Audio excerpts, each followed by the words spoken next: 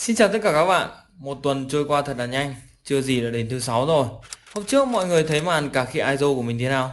Có gì thì comment chia sẻ ý kiến nhé. Còn ngày hôm nay, Lala Plus sẽ nói về ba loại hình audit phổ biến nhất trên thế giới. Chúng ta cùng bắt đầu tìm hiểu luôn nhé. What we do here is go back, back, back, back, back, back, back, back.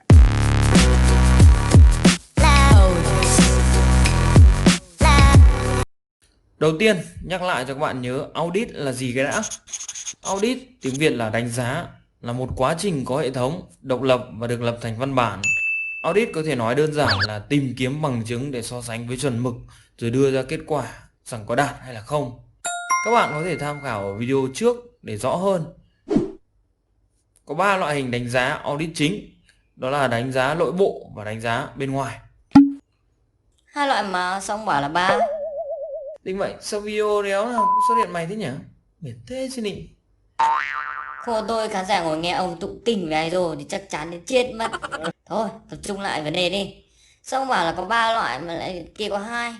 Cái còn lại đâu rồi? Chỉ thế thôi, làm gì có cái nào nữa đâu. Ô, thế thì chỉ có hai loại thôi chứ. Bộ ông không biết đếm à? Nghe đây này, đánh giá nội bộ người ta gọi là đánh giá bên thứ nhất, First Party Audit. Đánh giá bên ngoài thì chia ra làm hai loại nữa. Đó là đánh giá bên thứ hai, Second Party Audit, và đánh giá bên thứ ba, Third Party Audit. Thế có đúng là ba loại không? À Đánh giá bên thứ nhất là quá trình đánh giá do chính tổ chức triển khai từ đầu đến cuối. Tổ chức sẽ kiểm tra, đo lường hệ thống của mình, tự phát hiện những điểm mạnh, điểm yếu và các vấn đề xuất hiện trong hệ thống để đưa ra những đối sách kịp thời. đánh giá bên thứ nhất này thì đánh giá viên auditor là ai thì anh? Auditor chính là nhân viên của tổ chức nhé. Những người này sẽ có kiến thức về hệ thống, am hiểu về tổ chức ở mức độ nhất định. Họ sẽ đứng ra triển khai audit và đánh giá toàn bộ tổ chức, trừ một khu vực thôi. Trừ khu vực nào thế anh? Có phải là trừ khu vực lãnh đạo không? Là nhân viên làm sao mà đánh giá được lãnh đạo? Sai rồi nhá. Họ đánh giá được khu vực lãnh đạo tốt luôn. Và nhiệm vụ của họ chắc chắn là phải đánh giá cả sự lãnh đạo của ban quản lý chứ. Họ chỉ không đánh giá được khu vực của chính họ làm việc mà thôi. Ơ, sao lại không đánh giá được? Khu vực họ làm việc thì họ càng hiểu rõ và dễ dàng đánh giá ấy chứ nhỉ?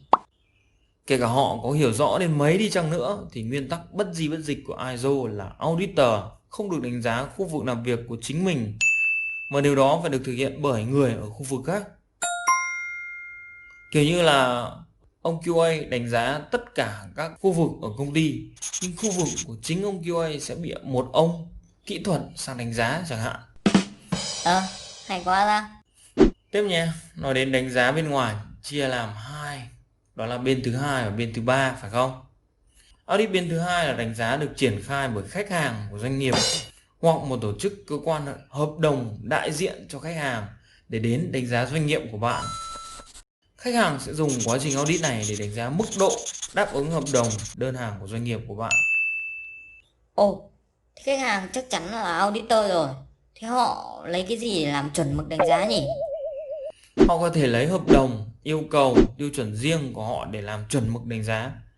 Nhiều lúc tiêu chuẩn của khách hàng còn khó hơn rất là nhiều so với tiêu chuẩn chung của quốc tế cơ. Audit này nghe vẻ căng hơn so với audit nội bộ anh nhỉ? Đúng rồi. Và cũng vì kết quả của audit này có thể ảnh hưởng đến doanh nghiệp của bạn về việc dành hợp đồng mới, đơn hàng mới hay không. Cho nên audit này sẽ được tổ chức trịnh trọng và chuẩn chỉnh hơn so với audit bên thứ nhất, audit nội bộ vừa rồi. Người ta bảo khách hàng là thượng đế, quả đúng không sai. Loại audit cuối đó là audit bên thứ ba. Loại đánh giá bên thứ ba này, auditor sẽ không phải là người của chính tổ chức, mà auditor cũng không phải là khách hàng hay đại diện của khách hàng. Thế thì auditor lúc này là ai để đến đánh giá tổ chức? Tò mò phải. Audit bên thứ ba sẽ do một cơ quan tổ chức mà cơ quan đó không có liên quan gì đến tổ chức doanh nghiệp của bạn. Đây là một tổ chức độc lập, không có mối quan hệ hay lợi ích nhóm nào giữa tổ chức của bạn hoặc khách hàng. Từ độc lập ở đây cũng chính là từ khóa của loại audit bên thứ ba này. Lấy ví dụ đó là các tổ chức chứng nhận CV, tổ chức công nhận AB như video trước mình đã chia sẻ.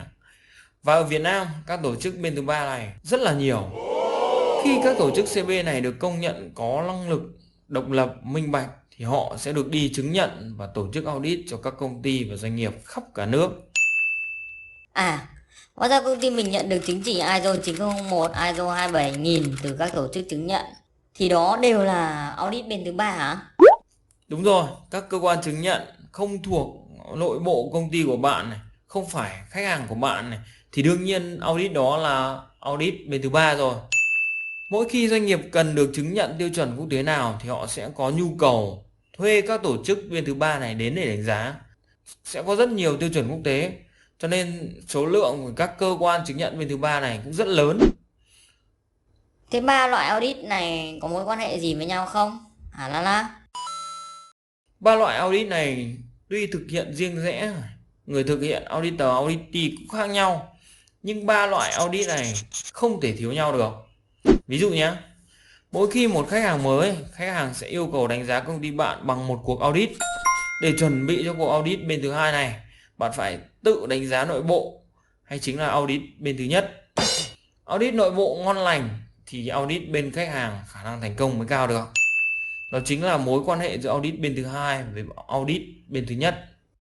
Tương tự, khi muốn chứng nhận ISO 9001, trước khi được đánh giá bên thứ ba là một cơ quan chứng nhận CB nào đó, doanh nghiệp bạn phải thực hiện một audit nội bộ trước.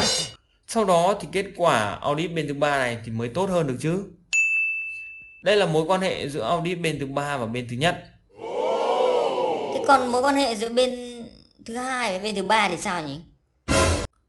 Audit bên thứ hai và thứ ba nhìn có vẻ chả liên quan đến nhau cả, nhưng thực ra nó lại ảnh hưởng đến nhau rất là nhiều. Ví dụ nhé, tại sao công ty bạn lại có chứng chỉ ISO 9001? Vì ISO 9001 là một hệ thống quản lý chất lượng rất là tốt, vì nó sẽ giúp cho các quá trình... Thôi, ngay cái mùa xuân này đi.